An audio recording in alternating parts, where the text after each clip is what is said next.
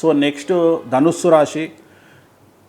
మనకు ముఖ్యంగా ధనుసు రాశి వారికి అర్ధ అష్టమ శని ప్రారంభం అవుతూ ఉంది. అంటే 4వ ఇంట్లో శని వస్తూ ఉన్నాడు. అలాగే 4వ ఇంట్లో షష్టగ్రహ కూటమి ఏర్పడతా ఉంది. అంటే ధనుసు రాశికి 4 మీనరాశి. సో మీనరాశిలో షష్టగ్రహ కూటమి ఏర్పడతా ఉంది కాబట్టి తల్లికి సంబంధించినటువంటి ఆరోగ్యపరమైన ఇబ్బందులు బాధించే అవకాశం ఉంది ధనుస్సు రాశి వారికి. సో జాగ్రత్తగా ఉండండి, తల్లి ఆరోగ్యాన్ని కాపాడుకోండి.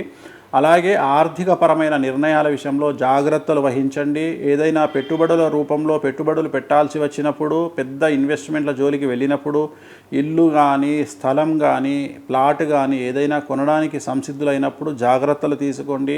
అతిపెద్ద ఇన్వెస్ట్మెంట్ నష్టపోయే అవకాశం ఉంది, అంటే ధన నష్టం సంభవించే అవకాశం ఉంది. కాబట్టి జాగ్రత్తగా ఉండండి. తిరునల్లార్ శనీశ్వరాలయంలో ప్రత్యేకమైన శని పూజ నిర్వహించడం ద్వారా సమస్యల నుండి బయటపడతారు.